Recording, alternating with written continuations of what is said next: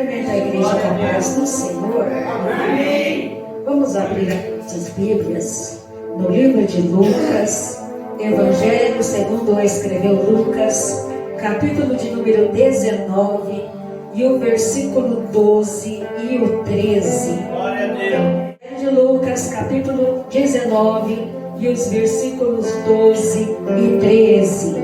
Vai dizer assim: Disse, pois, certo homem nobre partiu para uma terra remota, a fim de tomar para si um reino e voltar depois. Chamando 10 servos seus, deu-lhes 10 minas e disse-lhes: negociai até que eu venha. Amém? Podeis nos assentar, adorando, bendizendo, glorificando o nome santo e poderoso de Jesus. Aleluia. Nós estamos aqui em versículos onde Jesus Cristo está ensinando o povo, está ensinando os seus discípulos, e Ele vai trazer através desta parábola, através desta passagem, um conceito de governância, um conceito de governo, uma mensagem muito específica que Deus queria trazer, que Jesus queria trazer ao coração dos seus ouvintes naquele momento.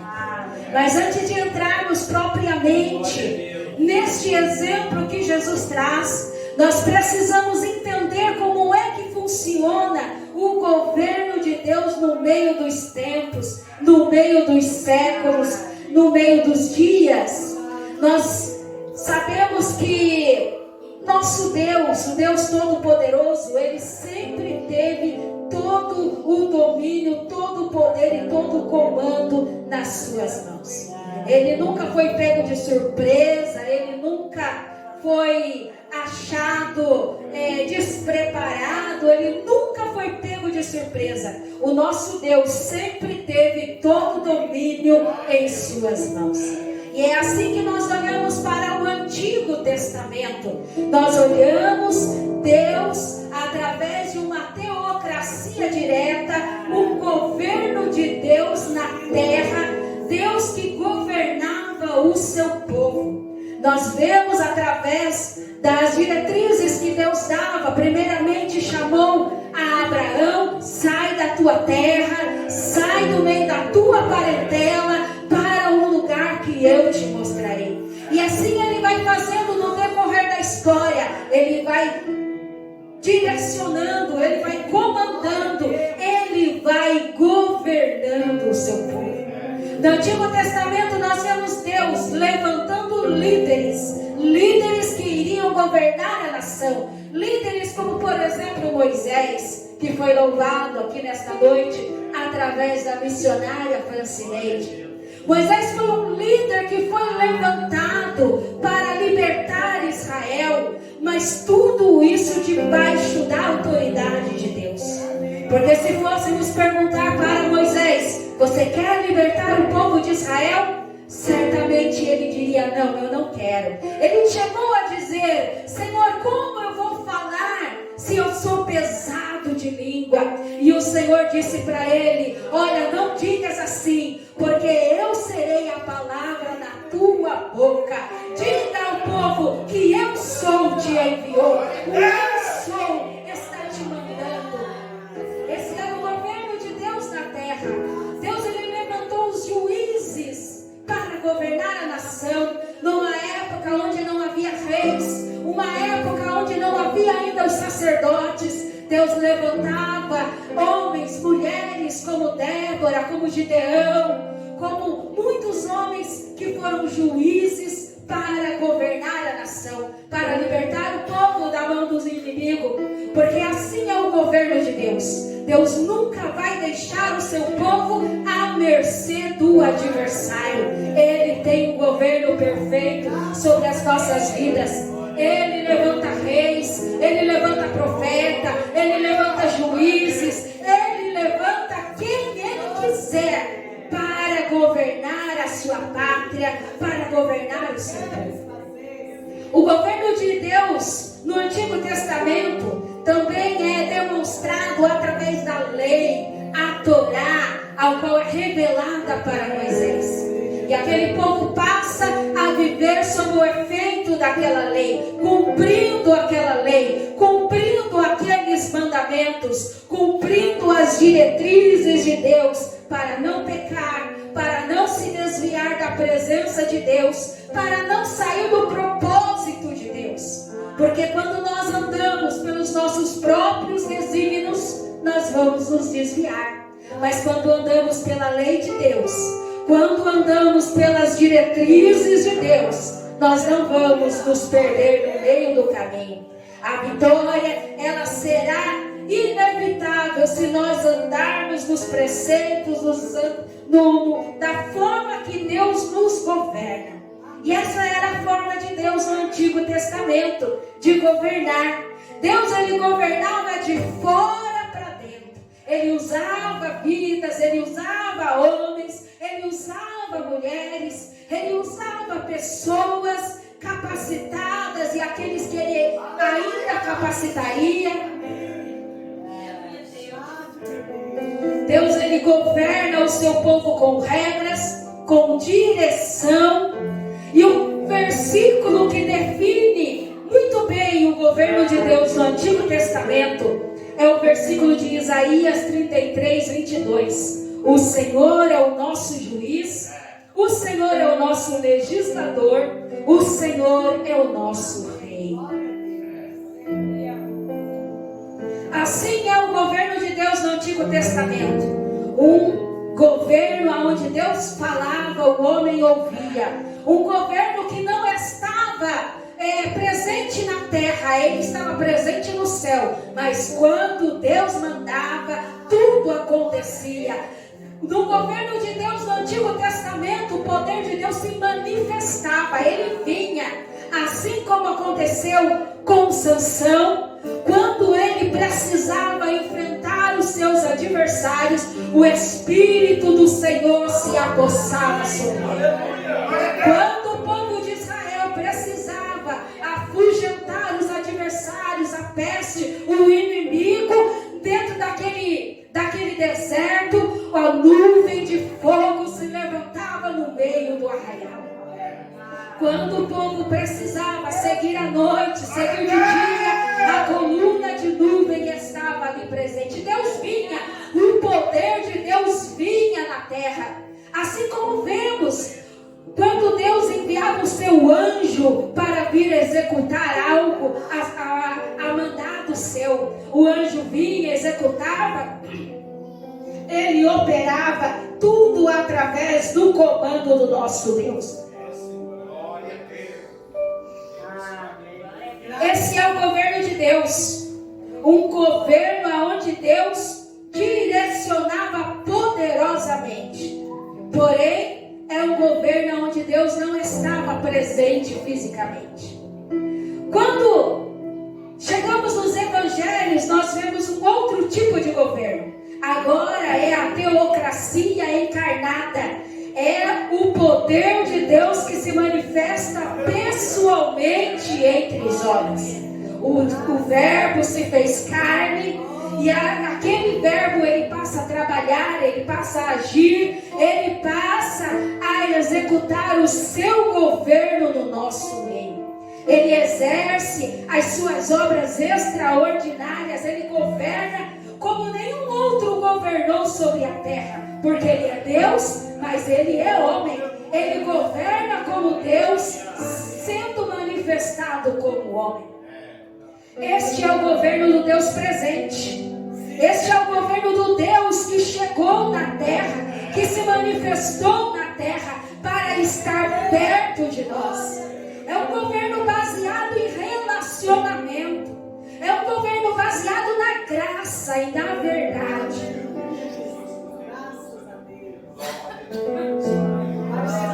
Glória a Deus. Neste governo, Jesus ele ensina com autoridade, usando a lei, mas ele manifesta a interpretação viva da lei. A lei agora não eram meras palavras.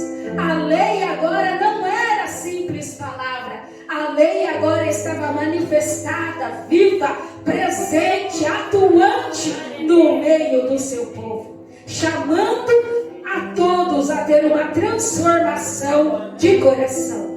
O versículo que expressa esta verdade é o versículo de Lucas 17, 21. O reino de Deus está entre nós. Meu Deus, aleluia! É um governo perto, é um governo visível, é um governo revelado através da pessoa de Jesus Cristo. Que privilégio, não é, irmãos? Ouvir os ensinamentos diretamente da boca de Jesus. É por isso que as multidões se assentavam ali pela tardezinha e varava a noite ouvindo Jesus falar. É por isso que as palavras de Jesus tinham autoridade, tinham poder. Quando alguém ouvia aquela palavra, era tocado, era movido de algo diferente, de algo extraordinário. Esse era o governo do Cristo na terra, do Cristo manifesto. E o terceiro tipo de governo que nós encontramos na Bíblia é o governo que vai se manifestar no dia de Pentecostes e está atuando até os dias de hoje. Quando o Senhor Jesus ele é assunto aos céus, ele é elevado aos céus, ele disse para os seus discípulos: vocês não vão ficar órfãos, não vão ficar desamparados, não vão ficar desabrigados. Eu enviarei um outro Consolador. E este Consolador, ele não veio só para consolar, ele veio para governar a igreja, para governar os crentes. Este agora é o governo da direção interna. Agora Deus governa dentro de nós. No Antigo Testamento Deus governava de fora. No Novo Testamento Jesus vai governar entre. Mas agora, a partir do Pentecoste, o governo divino é dentro de nós, é dentro da igreja do Senhor. O poder do Espírito Santo se manifestou no dia de Pentecostes. Desceu poder, desceu virtude, desceu autoridade. Aquelas pessoas ficaram embriagadas no poder de Deus.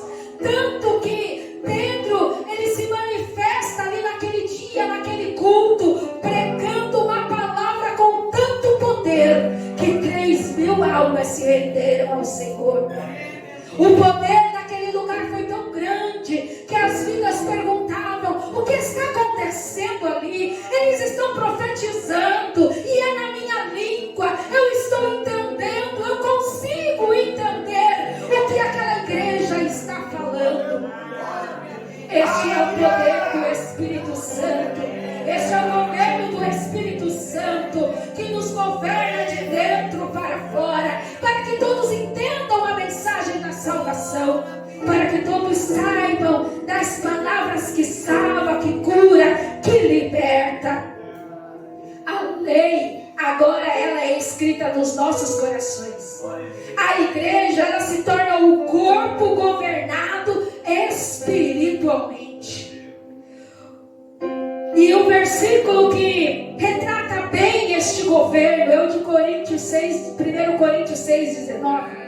Não sabeis que sois o templo do Espírito Santo? Obrigado, Jesus. Nós somos o templo do Espírito Santo. Nós somos o lugar onde Ele exerce o seu domínio, o seu poder. Nós somos aqueles que devemos ser guiados por Ele para alcançar o propósito de Deus.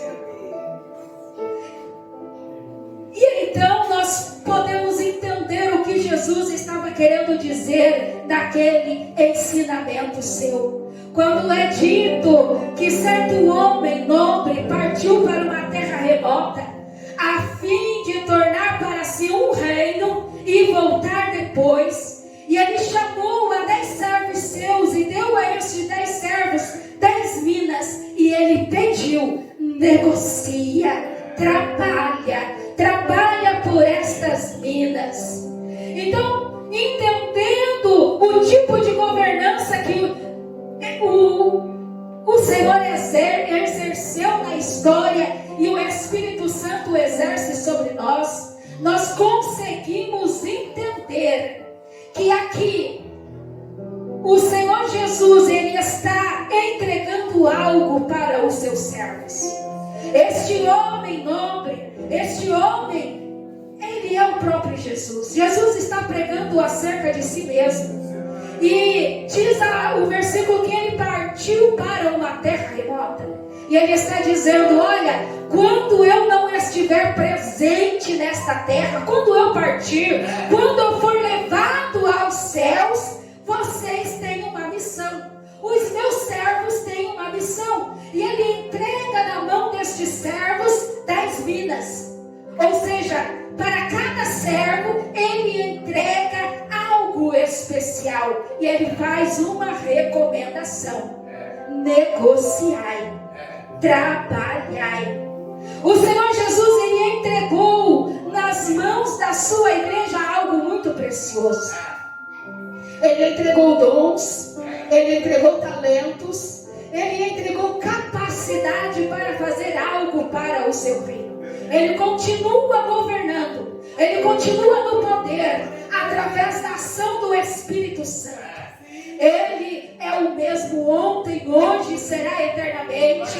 O poder do Deus do Antigo Testamento não é diferente do Deus do Novo Testamento, assim como não é diferente do poder do Espírito Santo que atua na igreja.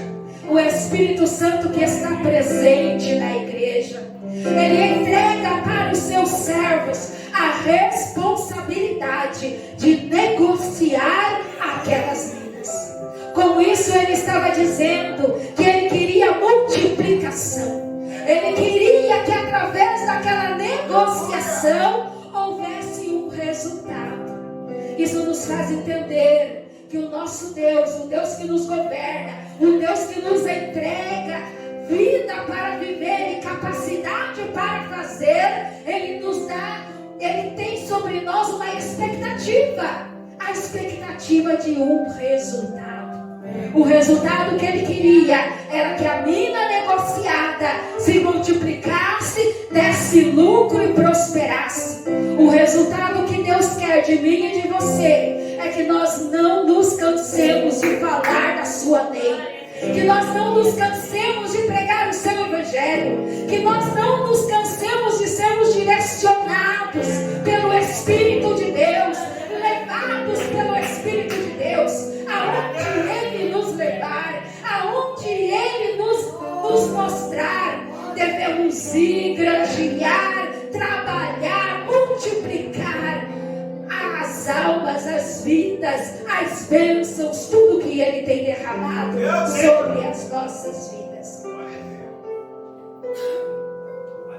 O Espírito Santo, Ele continua governando.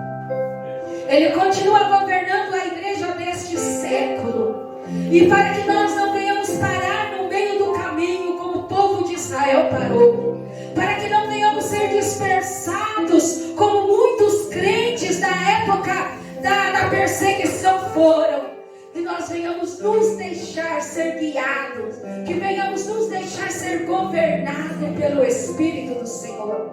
E Ele pede algo de mim e de você. Ele pede algo da sua igreja nesta noite. Ele pede que nós venhamos negociar, trabalhar aquilo que Ele pôs nas nossas mãos, não deixar parado. Se Ele nos deu o talento de louvar e tocar vidas, então ouve, toque vidas. Se Ele nos deu o talento de convidar, de evangelizar, não desista do seu talento, não enterre o seu talento, não pare de falar de Cristo, ainda que muitos digam: eu não quero Cristo hoje. Continue proclamando que Jesus Cristo é bom, Ele liberta, Ele salva, Ele cura, Ele é poderoso,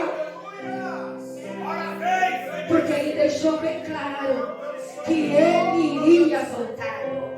E quando Jesus Cristo voltar, Ele vai levar um povo para continuar vivendo sob o seu domínio, sob a sua governança. E eu não sei qual é os propósitos que Deus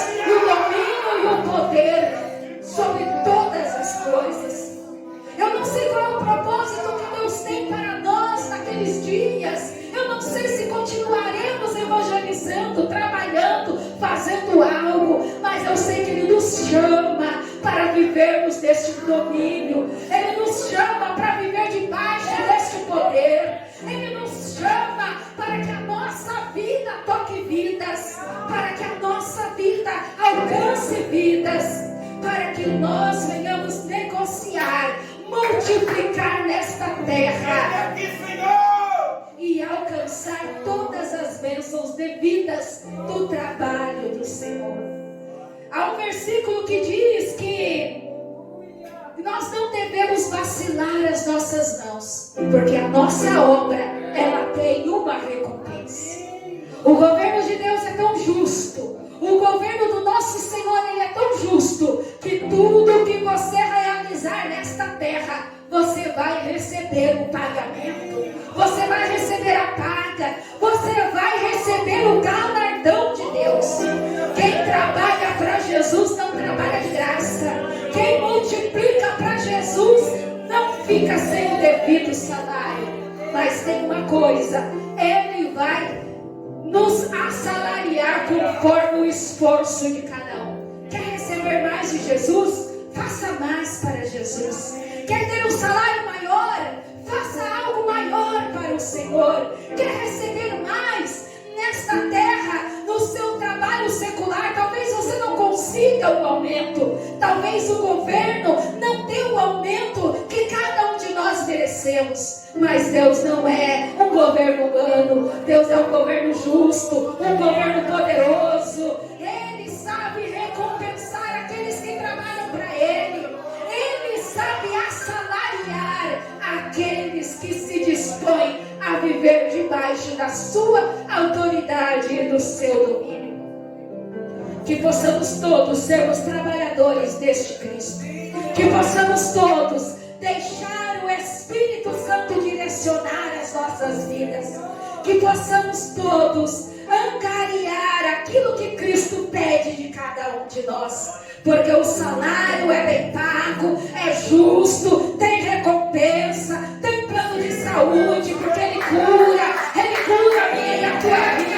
Trabalha para Jesus e você não estará mais enfermo. Trabalhe para Jesus e a cura te alcançará.